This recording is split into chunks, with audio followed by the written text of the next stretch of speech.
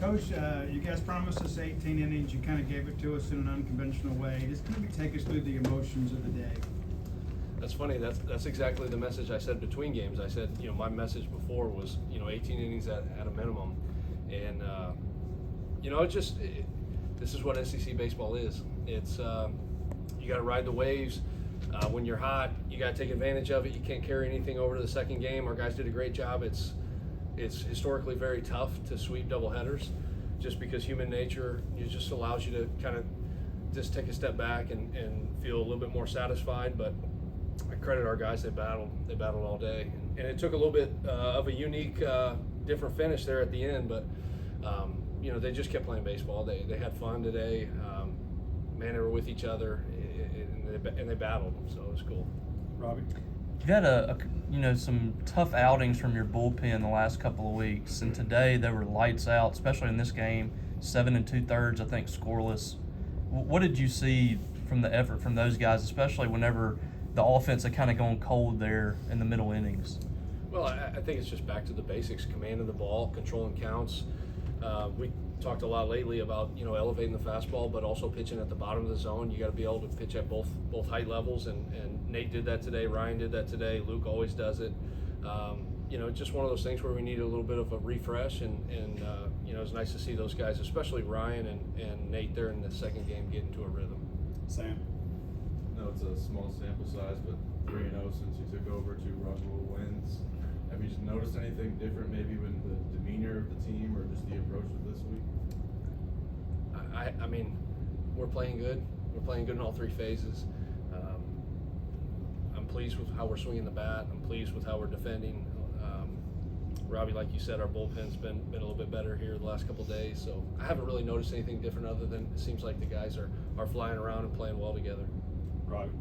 You had mentioned the other day, and it's been noticeable with this team. They like to steal bases. They like to create some chaos out there. And it seemed like y'all held them down the run game a good bit today. What was the execution level from that side of things? Yeah, I mean, it was a priority this week. They create havoc and chaos, and I thought we did a good job early picking the guy at second. Of course, the big inning in the first game and the second, I think we kind of handed them a couple base runners, which, if you can make them earn their way on base, I think that's the recipe. But they take advantage of everything. So it's a very unique play style. They have a lot of really good athletes that run it and do a great job at it. It's very well coached. It just took like extra game management, extra emphasis on picks, and extra holds and breaks and things like that. And I thought our pitchers did a really good job of splitting their focus, picking when they were picking, and pitching and making pitches and high-level pitches when they were pitching. Doug. Coach, they say Rome was not built in a day, but an SEC series was won in a day. So you got momentum now, but how do you plan on getting the team going and keeping this momentum going forward? I think tonight is just hydrate, rest. I think the energy will take care of itself tomorrow. These guys, you should see them in the clubhouse. So I'm not really worried about keeping them going at this point. We just got to play good and clean baseball. Disciplined, fundamental, good, clean baseball. Brendan. Yeah, this team has lost, a couple of games, or a lot of games, like the first 2, or the 2 today.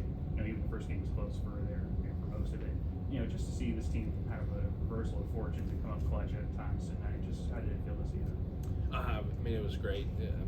That's what you hope for. That's what you teach for. That's what you coach for. It's just to see those guys have those moments and put them in a position to have success and be a hero and in front of this crowd. Man, that's special. So those are the things that we're rooting for, and it was awesome to see us break through. Let's take a few more, Ben. Hunter Hines has started to look real locked in again the last couple of weeks. What kind of work has he put in, and has he been able to sort of get back on track here? Man, I think you saw the start of it on Tuesday night where he's going in the backside gap and willing to go through the 6-hole. And tonight, kind of our inspirational leader in a lot of ways is Noah Sullivan. You just watch the way that he handles his at-bats and how he battles and wins every pitch. And it's starting to wear off. I think you saw Hunter work a couple walks in the first game, and then I think he had two more in the second game. Those are walks that he hasn't always been willing to take, and those are the things where it tells me he's pretty locked in. Is when he's really doing damage on strikes. Of course, the home run is nice, but when he's laying off pitches, working good counts, and then willing to take a walk and pass the bat to the next guy. Steve. Coach, you mentioned working the running game in practice. It appeared there were some wrinkles in first and third defenses today that maybe we hadn't seen as much, especially maybe trying to negate that U-trip play where they try to steal second and Ace kind of slid over there to third to kind of make the runner react. Is that something that you've kind of put in, or is that something maybe you're emphasizing just to kind of control the running game? Well, I think as we're scouting them this week, I mean, we see all those things. So there's some things that are very difficult to defend if run at a high level, and anything that they're doing, it's almost like a little bit of a give and take. So you decide what you want to cover. You can cover the bump, but you're giving up ground. You can take away the stolen bases or really work hard on mitigating the stolen bases, especially at second, but you're going to give away ground covering in the 4-hole or the 6-hole. Or so it's kind of a risk reward, and we try to balance it the best way we could to be able to play good baseball and control it for the most part. Sam? You and some of the players on Tuesday night talked about the importance of leadership from the players right now. Yeah. And it sure seems like Bryce Chance is one of those guys who's been a leader for this group. So what do you see from interacting with him, outside of the game that you can't see in the box score?